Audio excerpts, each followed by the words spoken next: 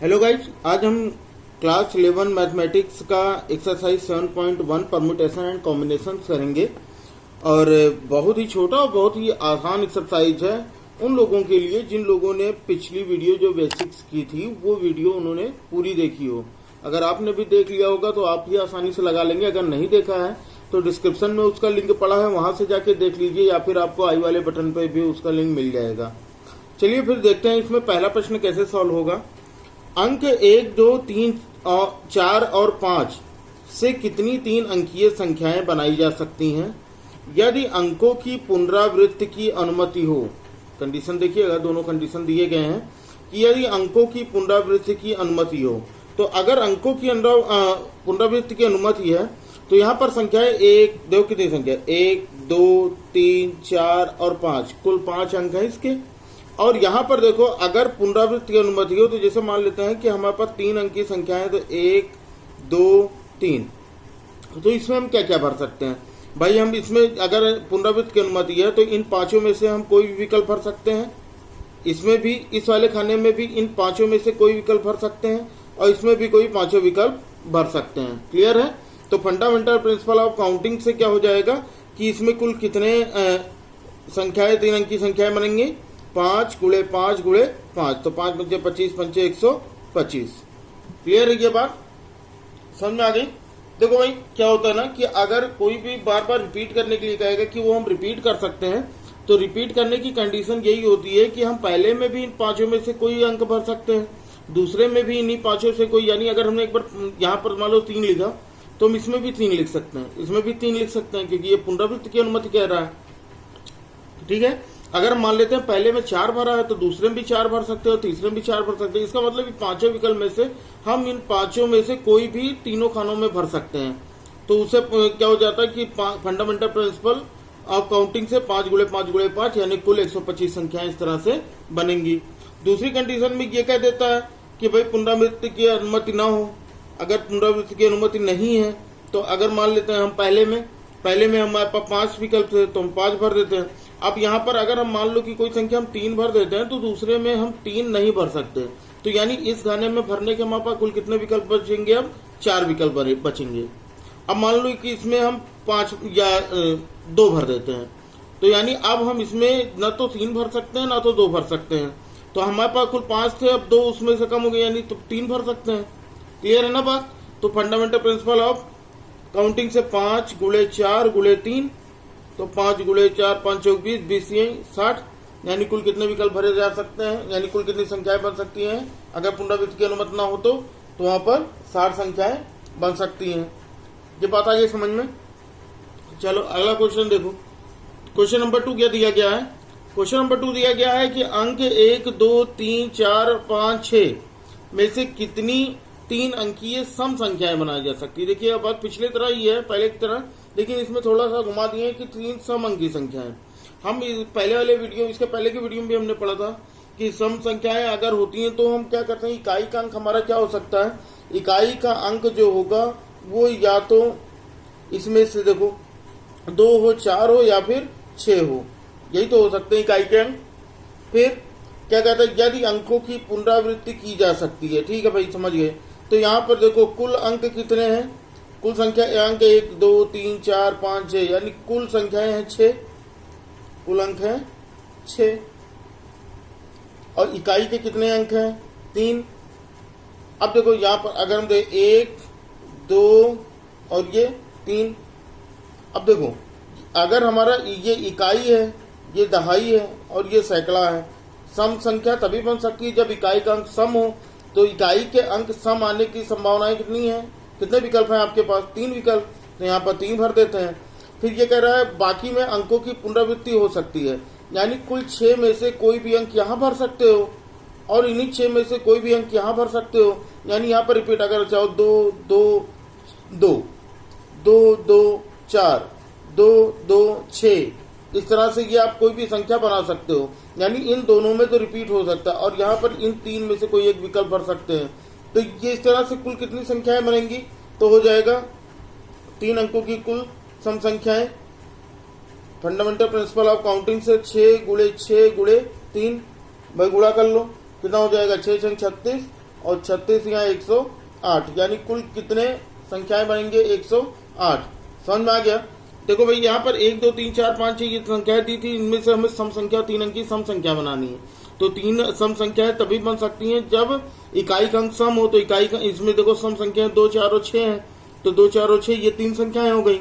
और उसके बाद इसके कुल अंक देख लेते, कुल अंक 6 है, क्योंकि बाकी दोनों खानों में ये कह रहा है पुनरावृत्ति की जा सकती है, यानी इन 6 में से कोई भी 6 अंक हम इसमें भर सकते हैं, इन 6 में से कोई भी अंक हम इसमें भर सकते हैं, लेकिन इसमें केवल 3 में से कोई एक अंक भर सकते हैं। क्लियर है ना बात? तो यानी कुल संख्या फंडामेंटल प्रिंसिपल ऑफ काउंटिंग से क्या हो जाएगा? 6 गुणे 6 गुणे 3 यानी 108। समझ गए होंगे। चलो अगला आप आते हैं क्वेश्चन नंबर 3 पे।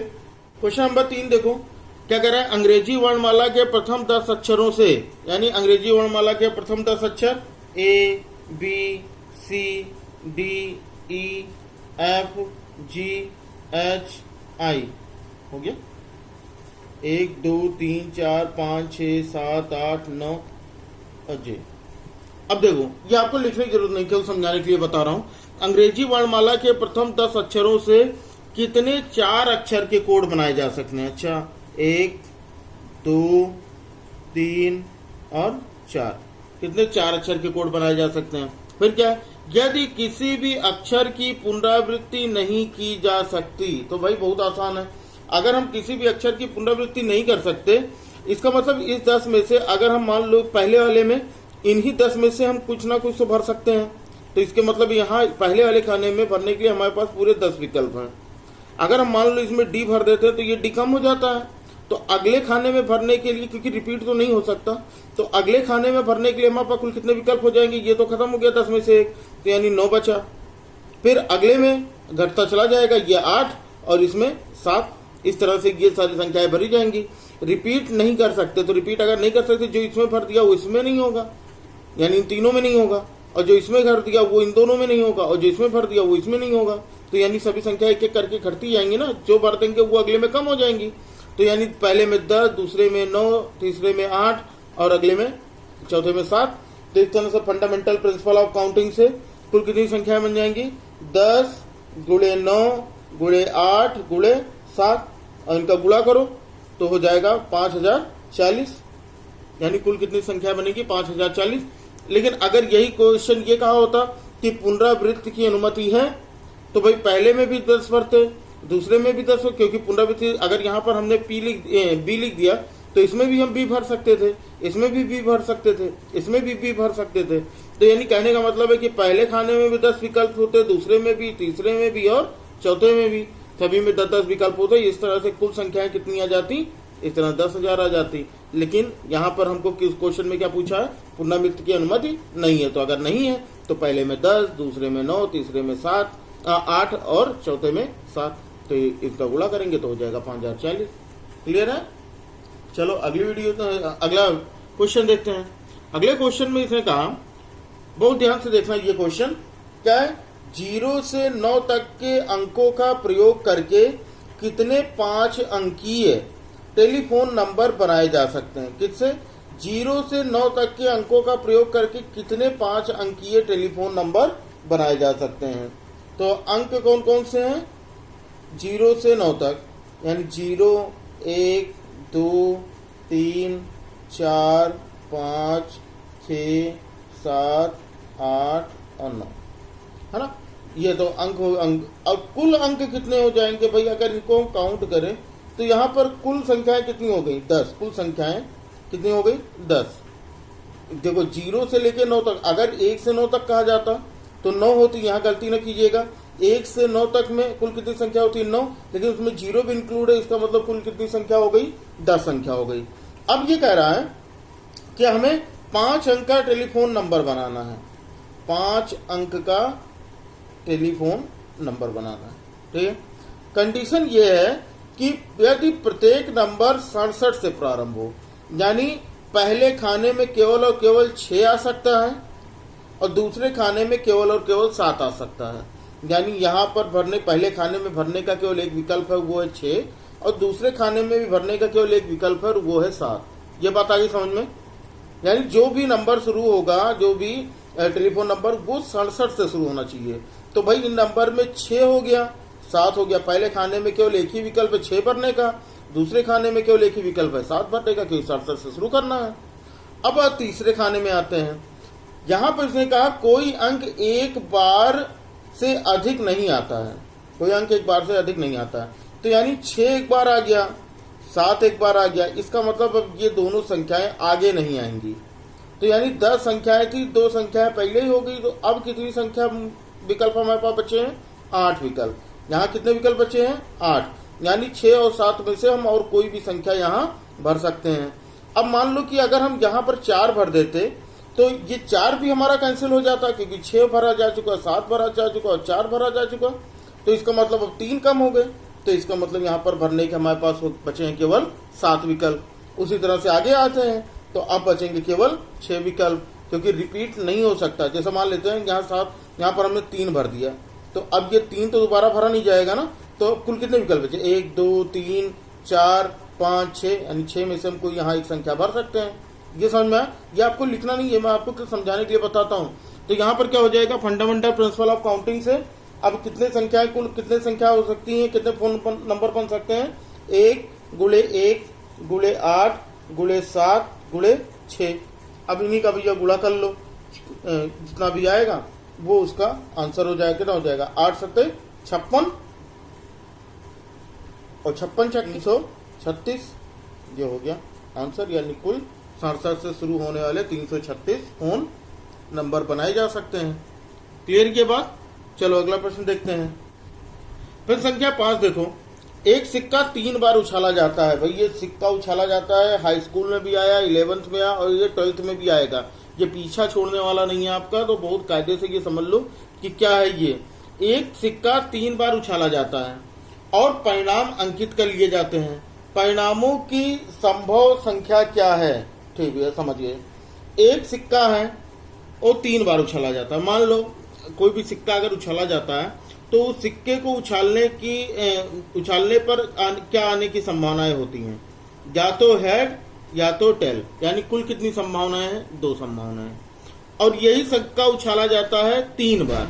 यानी पहले बार में भी हेड टेल आ सकता है, दूसरे में भी हेड टेल आ सकता है और तीसरे में भी हेड टेल आ सकता है। इसका मतलब कुल कितने परिणाम संभव हो सकते हैं? 8 परिणाम। यानी अगर कोई सिक्का 3 बार उछाला जाता है तो उसमें कुल कितने परिणाम हो सकते हैं? 8 परिणाम। समझते हैं बात कैसे आती है? जैसे मान लेते हैं कि ये हेड वाला सिक्का है, इसको उछाला गया, तो भाई या तो हेड आएगा या तो टेल आएगा। क्लियर है बात?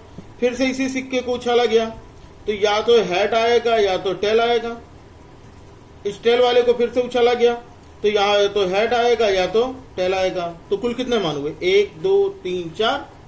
उसी तरह से इस टेल वाले सिक्के को उछालो, तो अगर टेल वाले सिक्के को उछालते हो तो भैया तो हेड आएगा या फिर टेल आएगा।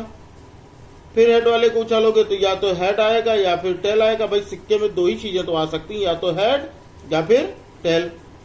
तो देखो कुल कितने? ये 4 इसके 4 इसके, तो 4 4 कितने हो गए? 8। यानी कुल 8 परिणाम हो सकते हैं। एक चीज ये भी आता है कि मान लो अगर हमसे ये कहा है कि कौन कौन से परिणाम आ सकते हैं, ये बताओ। तो भाई देखो हेड हेड हेड हो सकता है, हेड हेड टेल हो सकता है, फिर हेड टेल हेड हो सकता है, फिर हेड टेल टेल हो सकता है, फिर टेल हेड हेड हो सकता है, उसके बाद टेल हेड टेल, उसके बाद टेल टेल हेड, और आखिरी में टेल टेल और टेल। ये संभव मान हो सकते हैं। गिन लो भाई, 1 2 3 4 5 6 7 8, यानी कुल कितने मान आ गए? 8 संभव परिणाम हो सकते हैं। समझ गए होगे? बहुत अच्छी से समझ में आ गया होगा। अब गलती भी नहीं करोगे जहां तक मुझे लगता है। अगर ऐसा है तो वीडियो को लाइक कर दीजिए। चलिए अगला क्वेश्चन देखते हैं। अगला क्वेश्चन है, भिन्न भिन्न रंगों के 5 झंडे दिए हुए हैं। ठीक भाई, भिन्न भिन्न रंगों के 5 झंडे। मान लेते हैं कि वो 5 झंडे कौन कौन से हो सकते हैं, कि वो रेड है, ब्लू है, ग्रीन है, व्हाइट है और येलो है। ये हो गए भैया 5 झंडे आपके, है ना।